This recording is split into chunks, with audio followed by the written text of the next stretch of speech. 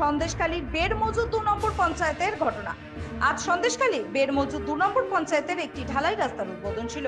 সেই উদ্বোধনের অনুষ্ঠানে উপস্থিত ছিলেন সন্দেশখালীর বিধায়ক সুকুমার মাহাতো। উদ্বোধনী অনুষ্ঠানে বেড়মজুর 2 নম্বর পঞ্চায়েতের কয়েকশো সক্রিয় বিজেপি কর্মী সুকুমার মাহাতোর হাত থেকে তৃণমূলের পতাকা তুলে নিয়ে তৃণমূলে যোগদান করেন। এই যোগদান নিয়ে সন্দেশখালী তৃণমূলের ভিত আরো শক্ত হলো বলে মনে করছেন তৃণমূলের নেতৃত্বরা। বেড়মজুর 2 অঞ্চলে আমাদের দুটো রাস্তা উদ্বোধন হলো। দুটো রাস্তা প্রায় 1.5 কোটি টাকার কাছাকাছি স্কিম এবং 2.5 কিলোমিটার রাস্তার উদ্বোধন করতে গেছি।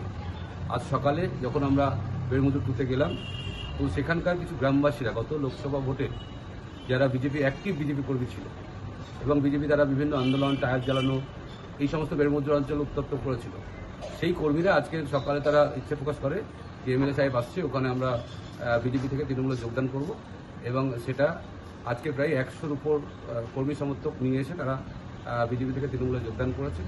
তারা এই দিদির যে প্রোগ্রাম চলছে আমার পাড়া আমাদের সমাধান বা আমাদের পাড়া আমাদের সমাধান, সেই প্রকল্পে খুশি হয়ে এবং তাদের পাড়ায় এই রাস্তা করার জন্য প্রায় 300 জন, মানে 100 কর্মী সমর্থক এসছে। ওরা 300 জন কর্মী তারা একসঙ্গে যোগদান করার প্রকাশ করেছিল। আজকে 100 জন যোগদান করেছে।